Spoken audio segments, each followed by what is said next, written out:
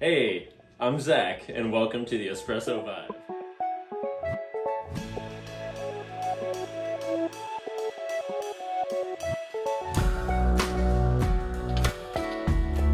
It's December, and I'm excited to show off the Onyx Coffee Advent Calendar. This arrived a little bit before December, and I've been stoked to finally bust it out. So it has the whole game board and all of this. Kind of neat. We'll probably go over the game board in another video, but what most of you all are interested in is going to be the coffee selection. So every day, the idea is every day they provide a 2-ounce bag of a different specialty grade coffee. And for my purposes, a 2-ounce bag comes out to 3 espresso shots. Only 3 espresso shots. So it's sort of, in this case, kind of a goofy and interesting challenge for being a specialty espresso connoisseur, in that we have 24 different coffees we're going to explore, but each day I've only got 3 chances to even get the right cup out of it. And anybody who does espresso at home or as a barista knows, starting from scratch with a new bean, you don't always necessarily know you're going to be able to get it perfect within 3 shots. So that being said, let's dive in. Called Krampus Peaberry, variety SL28, processed washed region from Kirinyaga, Kenya. We're gonna be pulling all the shots on the Decent Espresso, and we're gonna be grinding everything on the Monolith Max with, these are 98 mil flat burrs, and these are the SSW. So they recommend pulling this particular burr geometry. They recommend for 1-to-3 ratio shots. So ideally, we're gonna hopefully hit the bullseye, and the grind is gonna come out to where we get a 1-to-3 shot right off the bat. But if we're not there, we're gonna play around and try to get there. Let's dive right in.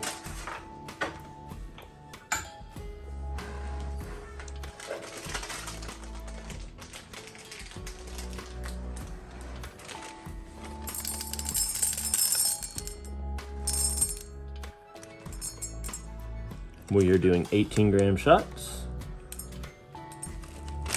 Peaberry beans there's only 1 in each coffee bean as compared to 2. Most varieties have 2.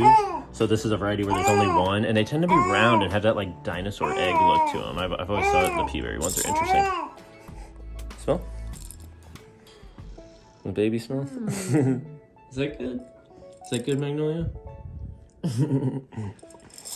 All right, we're gonna do the RDT, where you spray a little bit of water, do it from about that far away. That helps reduce clumping and static as we grind. But I will tell you what I'm doing along the way. So, magnetic funnel on there, throw that on there. So grind-wise, I'm starting off at 2.5 here. So I just adjusted, I cleaned this out recently, and it's a little different. I was getting like 90% of the different beans I had were coming out really great at 1.75, but now it seems like 2.5 is closer to like kind of the middle average for really good beans. Light roast beans, I guess, is the main variable there, but anyhow, let's throw it in. And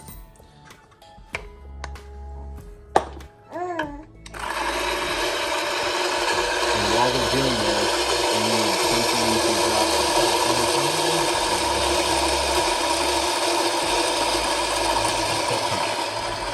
Check this out.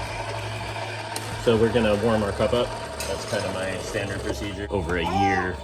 So another thing to note, we're gonna be pulling Damien's LRV2 is the profile we're doing here, which anybody who's familiar with a Decent, this is a pretty easy go-to and rounded profile. It does a 10-second pre-infusion. This channel, we're gonna be trying to put a lot of focus on the science of it and helping people break down and understand the technicality, and not just ideally helping you to understand the critical thinking necessary and the logic and reasoning that is used in order to dial things in and get yourself to a good shot, or understand the reasoning and why you would add in a different component, or adding in the RDT, adding in the WDT, all these things. We'll have fun exploring that on the channel later. So coming in here, I kind of come around the edge and get all the grounds off of there first, and then come in. And then I scrape the outer edge right where the neck of it meets. Yeah? What's up, Ezekiel?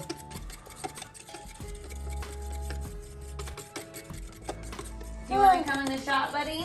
You want to come help me? You want to kind of help me turn the machine on, Ezekiel?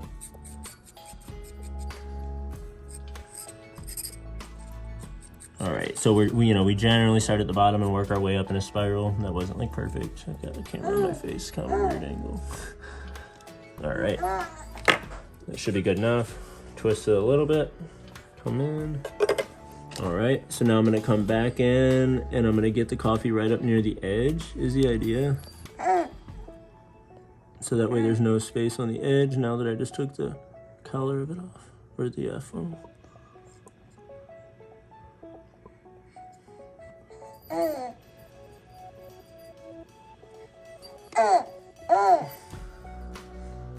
Not perfect, but it should be all right. Now I'm gonna go 2 taps. I don't like this step at all because it seems like the least precise out of all of them, and I'm trying to be precise with all the rest of them. And then sometimes I'll do an extra little sweep here, but I try not to really do anything after the stamp.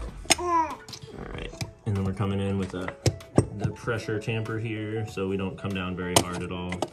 I do a little double one, and then I clean the rim off here as such.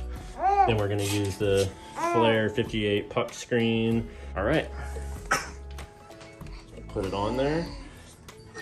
Let's get our scale synced up.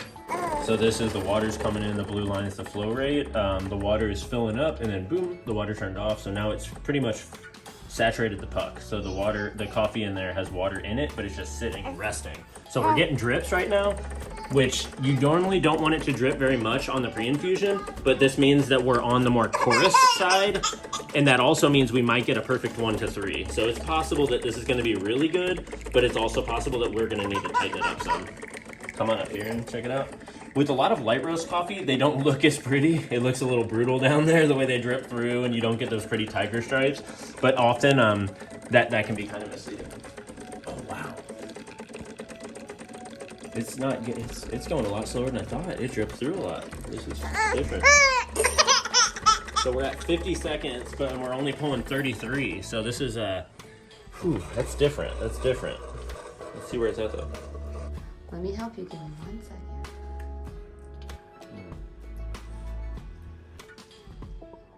That's good. That's good. That's really bright. Bright acidity. Good mouthfeel. It's close to a 1 to 2. You can see the ratio on here. What do you think? I'm sort of like, I like it, and it's nutty. Good. Has a nuttiness to it. Okay. Is there anything about it? No, they're not giving you anything. They're just giving the regions. Okay. Kenyas tend to have like these red berry. The last couple of Kenyas we've had have had like cranberry and like some almost like vegetable tones, like tomatoey in a good way. I can taste it. And I get some of that too.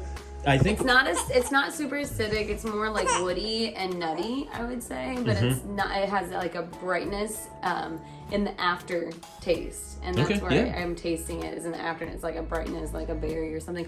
But it's not like more like a sour, unripened apple. Yeah, versus, it's got the sharp tartness to it. Yep, yeah. Exactly. This is pretty awesome as it's cooling down. Pretty much perfect. Graph looks great. But let's pull another shot here and try to get the 1 to 3. Because even though I was a little intimidated how it was dripping early in the pre-infusion, 1 to 3 is really what we want to achieve. So let's go ahead and just do that. Oh man, that's dripping a lot. But let's see. If a whole lot doesn't come out total, it's probably still going to be really good. Because that last one was really, really good. And 2.5 grams. Not a lot That's kind of crazy. crema, and that's the difference that I'm seeing. First off, is that it's not.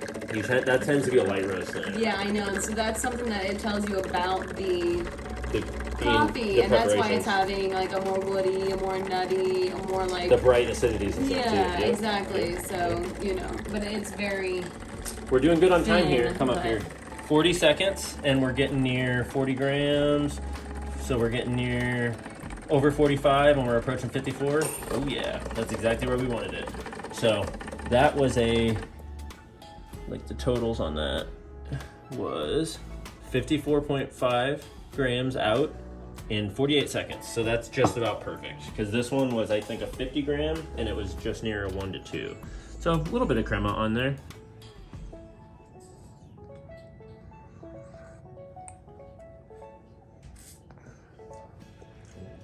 good. That's really, really bright. Whoa. It's like a lot lighter than the other one is. You could still tell like the woodiness and a little bit of the nuttiness. It's not so chocolatey, it is brighter, but the way that it sits on your palate is a little different. Yeah, the mouthfeel is a lot lighter. It's closer to like that pour over type Yeah, that's what I mouthfeel. was That's because thinking, it's yeah. the full 1 to 3, where the 1 to 2s have that. It's so much. It's all those same flavors pressed into less water. You know what I mean? When you pull it into more water like this. Yeah, the red fruits are there, but I would say what makes this a very nice drink. What's so special about this washed Kenya pea berry is more a tea-like mouthfeel. It kind of reminds me of like geishas and some really high-end coffee, where the feeling of the acidity on your tongue, it feels like more like an herbal tea or a black tea or something, more so than coffee. And on this 1 to 3, I really get that. And I see on this list, there's a couple of geishas. I mean, it ends on a geisha, which for people that don't know, geisha is just a rare variety. They're just they tend to be awkwardly expensive, but they're good though. Like they tend to be very good as well. Thanks for watching. Hope to see you guys soon. Bye.